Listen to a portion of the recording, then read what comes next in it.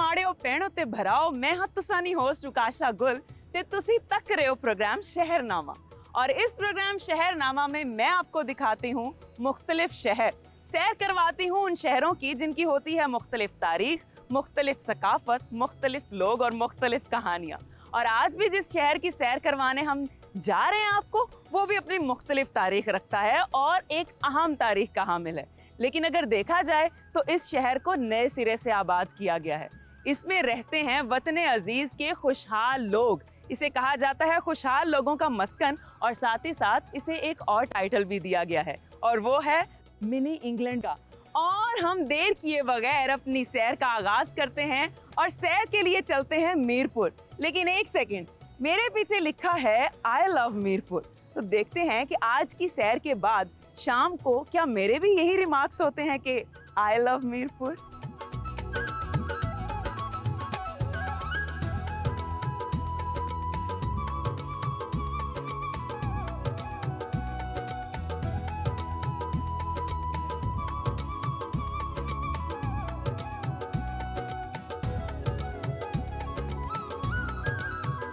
किसी भी इलाके में जाने से पहले हम उसके बारे में जांच पड़ताल करते हैं। मैं आपको बताती हूँ उस स्पेसिफिक इलाके की तारीख, क्योंकि जब तारीख के बारे में पता होगा तो आने वाले कल के बारे में भी हम अंदाजा लगा सकते हैं। आप सोच रहे होंगे कि मीरपुर की तारीख के बारे में अब तक बात क्यों नहीं की हमने, तो आप फिक्र मत कीजिए, इस जगह पर मैं आपको मीरपुर की तारीख ही बतलाने के लिए आई हूँ। आप हैरान हो रहे होंगे कि इस वीराने में यहाँ पर सिर्फ एक वाटर बॉडी है, यहाँ पर कैसी तारीख हो सकती है। तो आप मेरा यकीन कीजिए कि जो असल मीरपुर सिटी था वो इसी जगह पर लोकेटेड था। लेकिन फिर उसके साथ क्या हुआ, जमाने ने उसके साथ क्या किया और वो अचानक कहाँ गायब हो गया, ये मैं आपको बताती हूँ। लेकिन उससे पहले ये नज़ारा देखिए।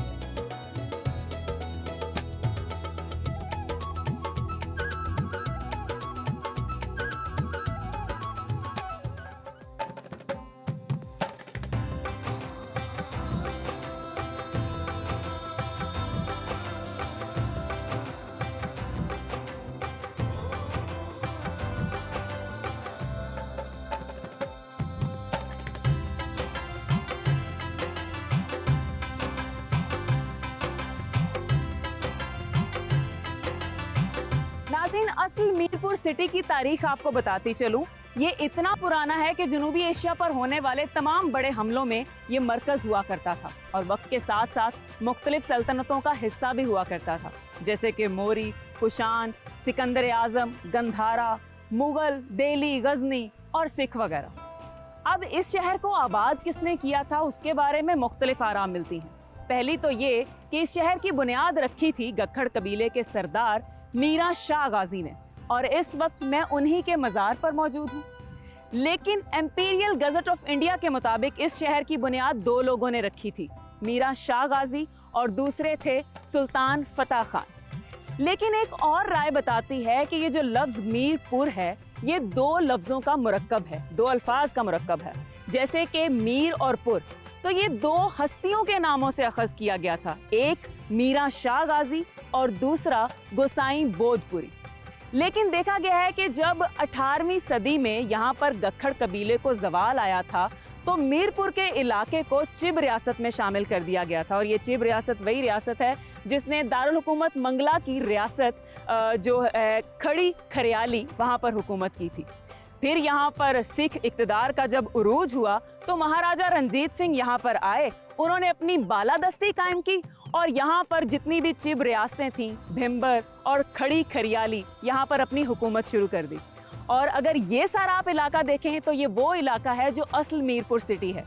लेकिन ये साल में एक ही दफ़ा बाहर आता है जब यहाँ पर पानी की सतह कम होती है।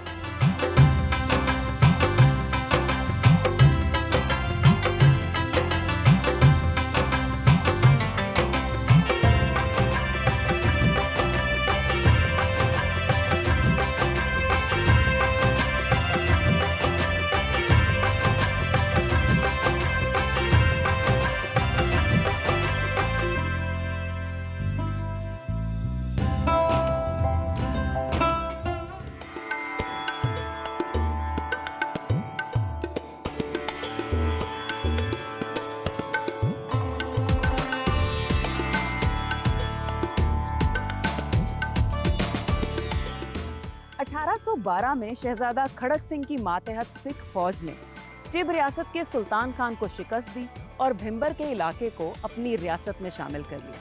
फिर इसी तरह 1820 में महाराजा रंजीत सिंह ने जम्मू के इलाके को अपने कमांडर गुलाब सिंह के हवाले किया। अब जो गुलाब सिंह था उसे अपनी रियासत बढ़ाने का बहुत शौक था।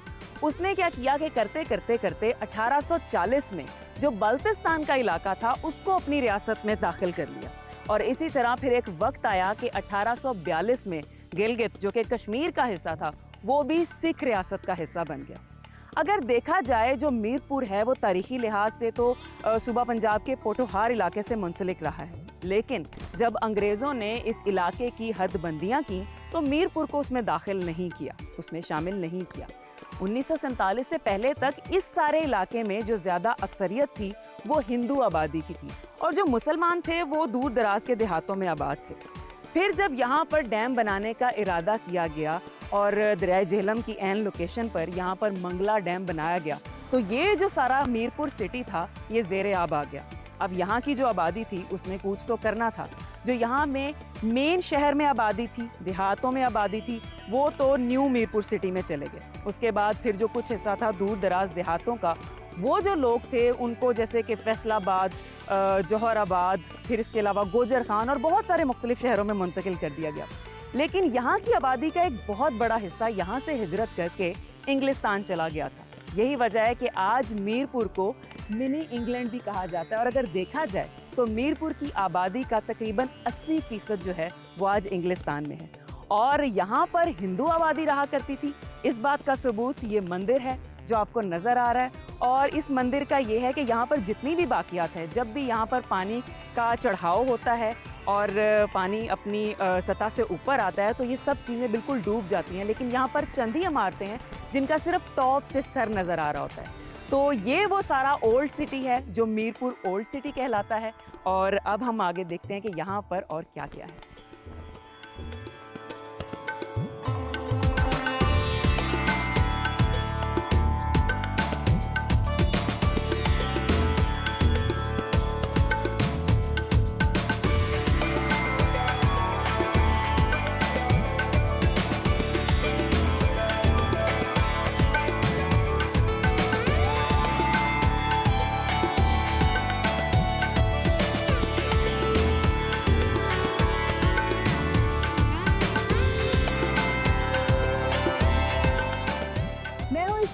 मीरपुर सिटी की सरजमीन पर और यहाँ आकर एक चीज़ जान के बहुत हैरानी हुई कि ये वाहिद वो शहर है जो अब तक मुझे पता चला है कि साल में ये एक दफ़ा अपना चेहरा पानी से बाहर निकालता है और फिर अच्छे खासे ढेरों ढेर पानी के नीचे चला जाता है। क्यों? क्योंकि ये एक डैम के अंडर आता है और यहाँ पर अगर आप आएंगे तो आपको एक स्पेसिफिक सीज़न में आना पड़ेगा क्योंकि यहाँ पर जब पानी का बहाव तेज़ होता है, दरियाओं में पानी छोड़ा जाता है तो ये पानी सतह इस जो सारी सतह इससे बहुत ऊपर आ जाता है और इस वक्त जो आपको खुश्की नज़र आ रही है ये आपको ज़र्रा बराबर भी देखने को नहीं मिलेगी। और यहाँ पर बहुत सारी ऐसी यादगारें हैं जो पुराना जो मीरपुर सिटी था उसके होने का सबूत देती हैं। वो भी तमाम जगह जो है छुप जाती हैं और अगर वो इस वक्त आप मेरे सामने देखें वो एक बाउली है और उसको देख के ये लगता है कि ये जैसे किसी मुग़ल दौर में तामीर की गई हो या हम मोस्टली देखते हैं कि शेर शाह सूरी एक ऐसा लीडर था जो ऐसी जो तामीरात था वो करता रहता था। तो हो सकता है कि ये जो तामीर है, ये बाउली है, ये भी उसी दौर में बनाई गई हो।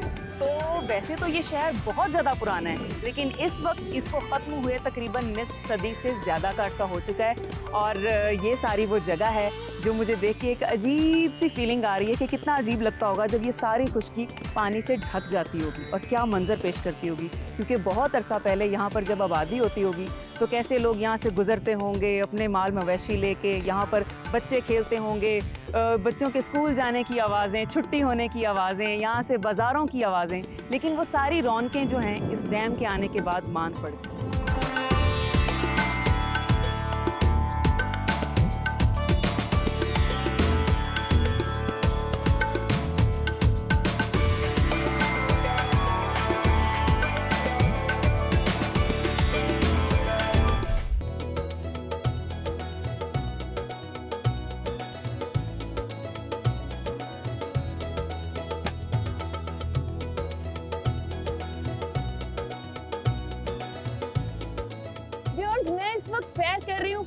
पाकिस्तान के दूसरे बड़े और पूरी दुनिया के 7वें बड़े डैम की, जिसे कहा जाता है मंगला डैम।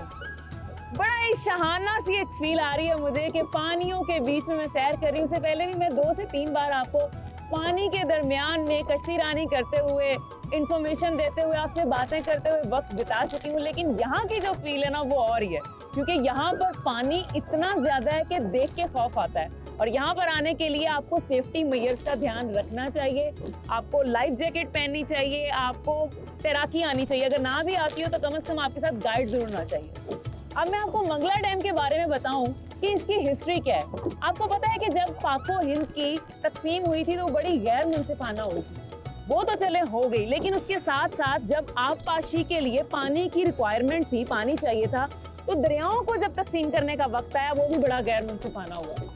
उससे क्या हुआ कि पानी का एक बहुत बड़ा तनाज़ा उठा, लेकिन उस तनाज़े को हल करने के लिए, उस मसले को रिजॉल्व करने के लिए 1960 में वर्ल्ड बैंक के हेल्प से, उसकी कोलैबोरेशन से एक जो है वो मुआहिदा तय पाया था पाकिस्तान और भारत के दरमियान, जिसे कहा जाता है इंडस वाटर ट्रीटी। तो उस मुआहिदे के बाद ये तय पाया कि जो मशरकी दरिया हैं यानी कि ब्यास, सतलुज और रावी, उन पर भारत को हुकूक हासिल रहेंगे, और जो मगरबी दरिया हैं यानी कि सिंध, चनाब और झेलम, उस पर पाकिस्तान को हुकूक हासिल रहेंगे। और यूं फिर ये जो सिलसिला है आबपाशी का और पानी की रिक्वायरमेंट का, ये अच्छे तरीके से पूरा होता रहेगा।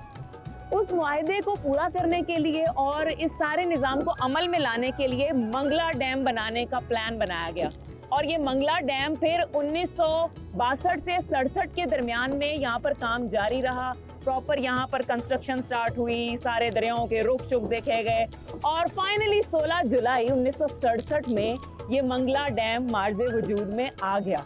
लेकिन उससे एक नुकसान हुआ कि यहाँ पर एक बहुत ही खूबसूरत शहर आबाद, उस शहर को यहाँ से मुंतकिल करवाना पड़ा, और जहाँ पर उसको मुंतकिल करवाया वो आज कहलाता है मिनी इंग्लैंड यानी कि न्यू मीरपुर सिटी।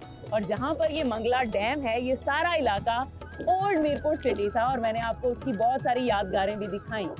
लेकिन एक चीज़, जब 1967 में ये तो बन गया और यहाँ पर पानी आया, लेकिन जब अगले साल सेम टाइम आया यानी कि 1968, तब क्या हुआ कि पानी का बहाव और पानी की सतह जब कम हुई तो शहर ने अपना सर बाहर निकालना शुरू किया।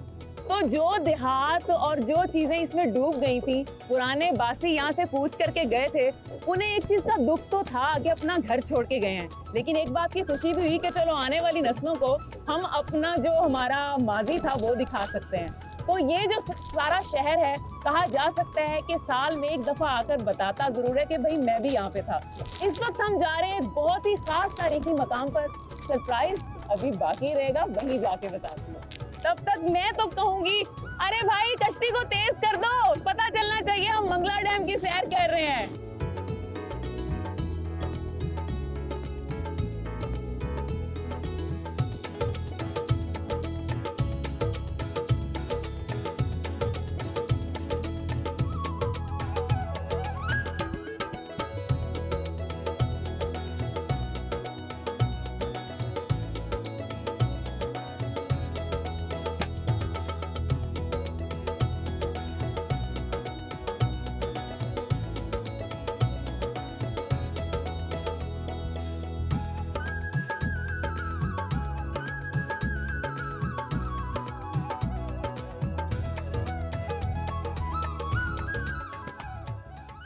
व्यूअर्स, 20 से 25 मिनट की मोटर बोट राइड के बाद मंगला डैम की जो गहराई है, खूबसूरती है, इर्द गिर्द जो पहाड़ों का एक नज़ारा है ना, वो सब एंजॉय करने के बाद आपने जब उस तारीखी मकाम तक जाना होता है तो आपको हाइक करना पड़ता है। और जिस जगह पर मैं जा रही हूँ इस वक्त मेरा जो है प्यास से बुरा हाल है, गर्मी बहुत ज़्यादा है। और जब आप एडवेंचर की दुनिया में कदम रखते हैं ना, तो फिर आपको अपने कदमों से हील वाली जूती उतारनी पड़ती है और चप्पल में आना पड़ता है, क्योंकि एडवेंचर फैशन के साथ नहीं हो सकता। तो इस वक्त मैं अपनी चप्पल चेंज कर चुकी हूँ और मैं जा रही हूँ ऊपर उस मकाम तक जहाँ मैंने आपको लेके जाना है। वहाँ बताती चलूँ, वहाँ तक जाने के लिए आपको ये सीढ़ियाँ कवर करनी पड़ती हैं, जो तकरीबन 400 सीढ़ियाँ हैं। लेकिन अगर आप अच्छे सीज़न में आएंगे, जब डैम में अच्छा खासा पानी उतरा होगा, तो ये पानी की ऊंचाई ज़्यादा हो जाएगी, सीढ़ियाँ आपकी कम हो जाएंगी। कोशिश करें जून जुलाई अगस्त के महीने में आए, लेकिन मुझे आपके लिए स्पेशली अभी आना पड़ा, तो आइए चलते हैं अपने तारीखी मकाम तक।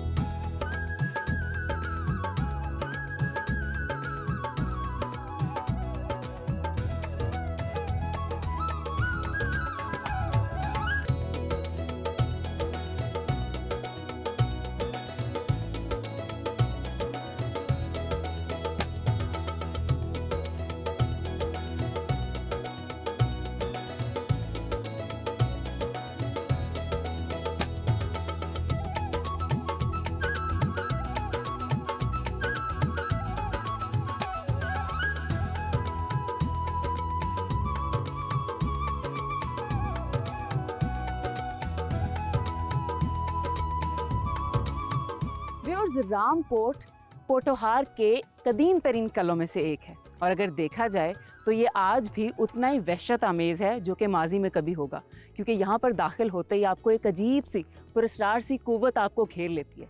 और एक चीज़ जो अच्छी लगी वो ये कि ये कला आज भी इतनी दूर पानियों के ऊपर कायम और दायम है। इसकी वजह यह है कि एक तो उस दौर के मजदूर बड़े ईमानदार थे, और दूसरी वजह ये कि ये कला जो है वो पत्थरों से तामीर किया गया है, और पत्थरों की तो हज़ारों साल उम्र होती है। और अगर इस कले की तारीख की बात करें तो 1186 में इसे गौरी सल्तनत के अहद के सुल्तान गियासुद्दीन ने तामीर करवाया था, लेकिन एक और रिवायत ये कहती है कि गखड़ के एक गुलू नामी शख्स ने इसको तामीर करवाया था। और अगर इस कले तक आपने अप्रोच करनी हो तो 3 रास्ते लगते हैं, जिसमें दीना है, डडियाल है और मीरपुर है। और कले में दाखिल होते ही जो मैंने देखा वो दरवाज़ा वैसे लाल ईंट का था, जो आजकल हम लोग देखते हैं। लगता है कि किसी ना किसी सानहे में वो दरवाज़ा तबाह हुआ होगा, तो उसको दोबारा से तामीर किया होगा। और जब दाखिल होते हैं तो आपको सहन में 2 बड़े तालाब नज़र आते हैं, जो कि बारिश का पानी महफूज करने के लिए होते थे। और उसके अलावा यहाँ पर वो एक अजीब सी माजी की याद है, जब आप आएंगे तो आप महसूस करेंगे। और उसके साथ साथ अगर देखा जाए तो कले के जो चारों तरफ है वो ढलवाने हैं, जिससे पता चलता है कि शायद उस ज़माने में तोपों का ये रास्ता बनाया होगा कि तोपों को आसानी से आप ऊपर ला सकें। तो ये है रामकोट, और अब आप भी इसका ज़रा एरियल व्यू देखिए।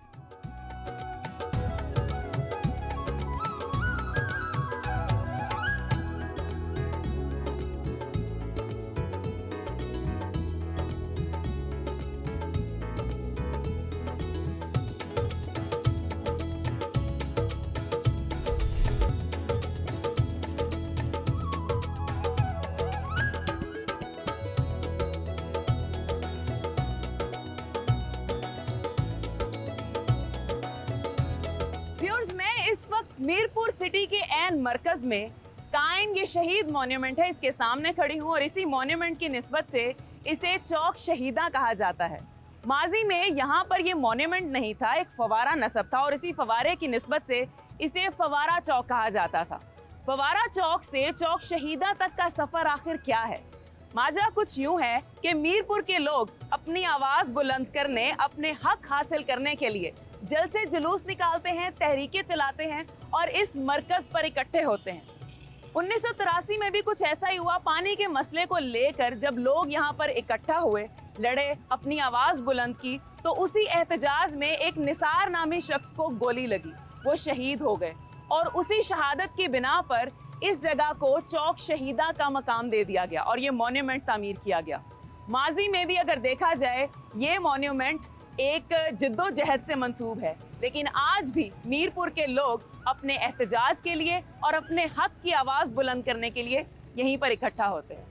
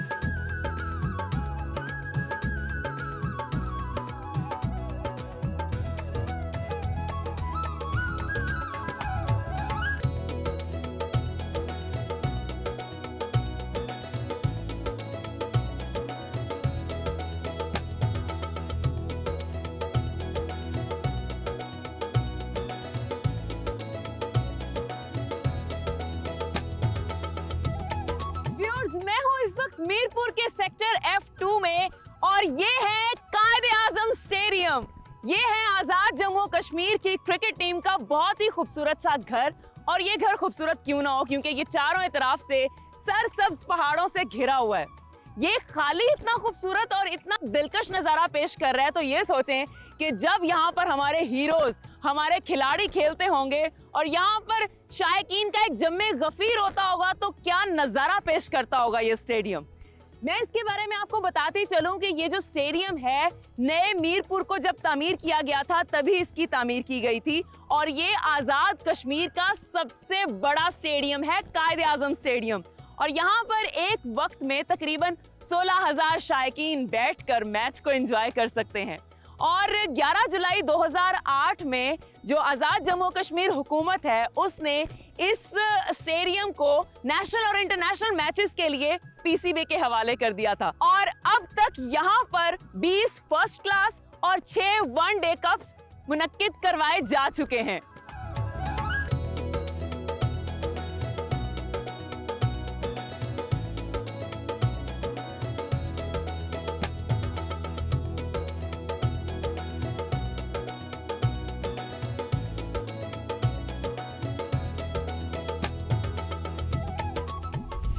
मीरपुर आज़ाद कश्मीर के इंतहाई जुनूब में वाक़ है और सतह समंदर से इसकी ऊंचाई तकरीबन 459 मीटर है। ज़िला मीरपुर का कुल रकबा 1010 मुरब्बा किलोमीटर है। ये ज़िला 3 तहसीलों पर मुश्तमिल है, जिनमें मीरपुर, डडियाल और इस्लामगढ़ शामिल हैं। ज़िला मीरपुर के शुमाल में ज़िला कोटली, मशरिक में ज़िला भिम्बर, जुनूब में ज़िला गुजरात, जुनूब मगरिब में ज़िला जेहलम और मगरिब में ज़िला रावलपिंडी वाक़ है।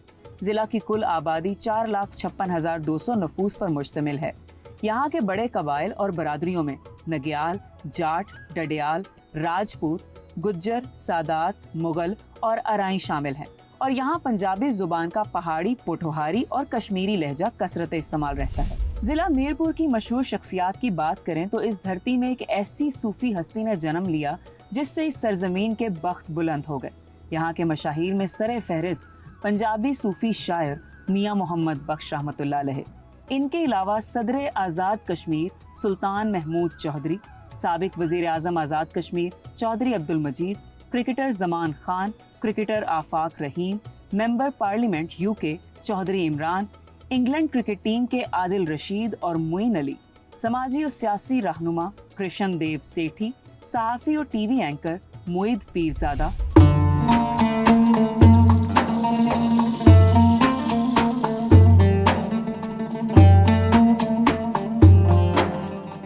नाज़रीन, मैं इस वक्त हज़रत मियाँ मोहम्मद बख्श रहमतुल्लाह अलैह के मज़ार पर मौजूद हूँ। आप 1830 को ज़िला मीरपुर के मौज़ा खड़ी शरीफ में पैदा हुए और 1907 में आपका विसाल हुआ। सूफिया की तरीक़त की पैरवी करते हुए आपने खलवत नशीनी को जलवत के शोरो गुल पर तरजीह दी और इसके साथ ही अपने कल्ब की इस तराबी कैफियत को अमली जामा पहनाने के लिए आपने दवात और कलम पकड़ा और पंजनी के खामोश वीराने में चले गए। आपने सहहरफी, दोहड़े और मसनवी की सिन्फ में अपने कलाम को अर्ज़े किरतास पर मोतियों की तरह बिखेर दिया, मगर सफ़रुल इश्क सैफुल मलूक ने आपको हमेशा के लिए अमर कर दिया। आपकी शायरी फ़िक्र फ़न का अजीम नमूना, हालो काल का अजीम शाहकार और ज़ुबानो बयान का एक हसीन इम्तजाज है।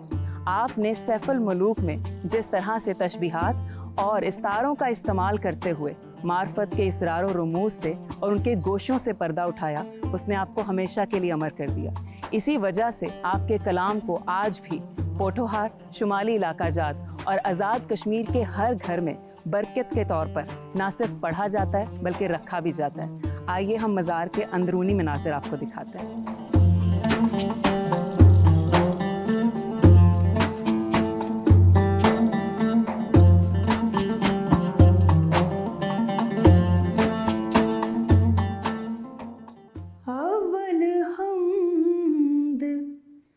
सना इलाही जो मालिक हर हर दा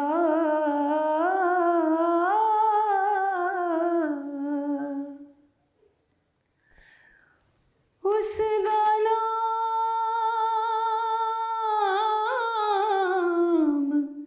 चतारण वाला हर मैदान ना हर दा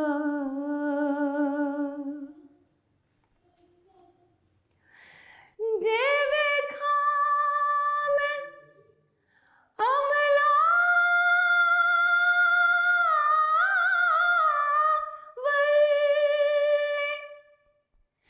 ते कुछ नहीं मेरे पल्ले जे वेखा तेरी रहमत वल्ले ते बल्ले बल्ले बल्ले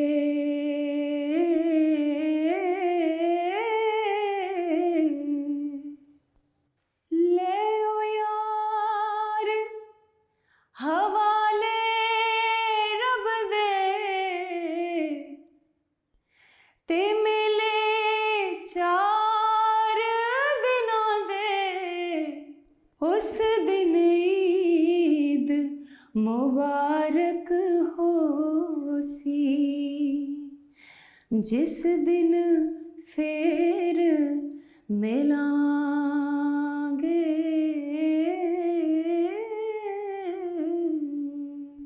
एक गुनाह मेरा माँ प्यो वेखे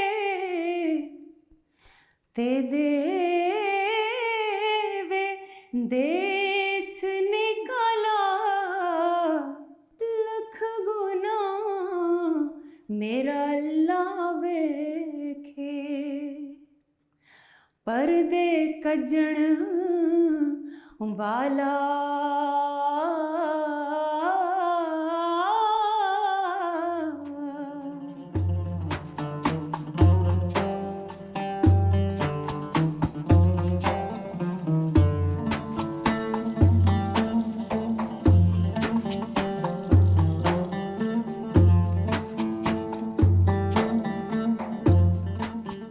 नाज़रीन, मैं इस वक्त उस तारीखी मस्जिद के अहाते में मौजूद हूँ जहाँ से मियाँ मोहम्मद बख्श रहमतुल्लाह अलैह ने अपने बड़े भाई मियाँ बहावल बख्श रहमतुल्लाह अलैह के साथ मिलकर हाफिज़ मोहम्मद अली रहमतुल्लाह अलैह के ज़ेरे साया तालीम हासिल की थी। ये मस्जिद खड़ी शरीफ से तकरीबन 6 किलोमीटर के फासले पर एक पहाड़ी पर वाक़ है और इस कस्बे का नाम है संबाल शरीफ, जिसकी बुनियाद रखी गई थी मुगलिया दौर में। और इस मस्जिद को तामीर किया गया था 1151 में और इसको तामीर करने वाले थे राजा सुरखरू खान, जो उस दौर में इस इलाके के वारिस हुआ करते थे। यहाँ पर आके मुझे बहुत सी बातें जानकर खुशी हुई। पहली तो ये कि यहाँ पर तामीर से लेके आज तक दरसो तदरीस का सिलसिला जारी है। दूसरा ये कि 2019 में आने वाले ज़लज़ले के बाद इस मस्जिद के दोनों मीनार शहीद हो गए थे, लेकिन यहाँ के मकामी लोगों ने अपनी मदद आपके तहत चंदा इकट्ठा करके इस मस्जिद की रेनोवेशन का काम किया। यहाँ पर मुझे बहुत ही ज़्यादा सुकून और रूहानियत वाली फ़ील आ रही है और मैं अपने आप को खुशकिस्मत महसूस कर रही हूँ कि आज मैं उस जगह पर खड़ी हूँ जहाँ से इतने बड़े बड़े बुज़ुर्गों का गुज़र हुआ था। और एक बात और कि ये मस्जिद सबूत है इस बात का कि अगर हम चाहें तो तारीख़ को बहुत अच्छे अंदाज में ज़िंदा रख सकते हैं।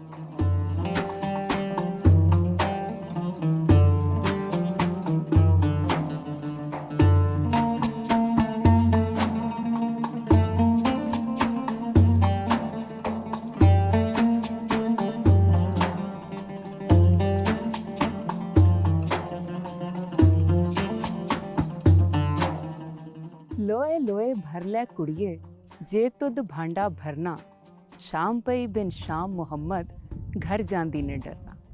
नाज़रीन, आज हम लोग थे मियाँ मोहम्मद बख्श रहमतुल्लाह अलैहि की सरज़मीन पर और ये उन्हीं का बहुत प्यारा शेर जो मेरे दिल के बहुत करीब है और इसकी ख़ास वजह ये कि इसका जो मतलब है वो बहुत ही खूबसूरत है। इसमें वो बताना चाहते हैं कि ये दुनिया आर्जी है और वक्त किसी को मोहलत नहीं देता, इसलिए जितना जल्दी हो सके ज़िंदगी की शाम होने से पहले अपने इर्द गिर्द की खुशियों को समेटें और आपके पास जो खुशियाँ हैं वो अपने इर्द गिर्द बिखेरें। इसी अच्छे से खूबसूरत से मैसेज के साथ आज के मीरपुर स्पेशल एपिसोड में मैं आपसे इजाज़त चाहती हूँ। बहुत जल्द आपसे मिलूँगी आपके शहर में। तब तक के लिए मुझे, मेरी शहरनामा की टीम को इजाज़त दीजिए और अपनी दुआओं में भी याद रखिएगा। अल्लाह हाफ़िज़।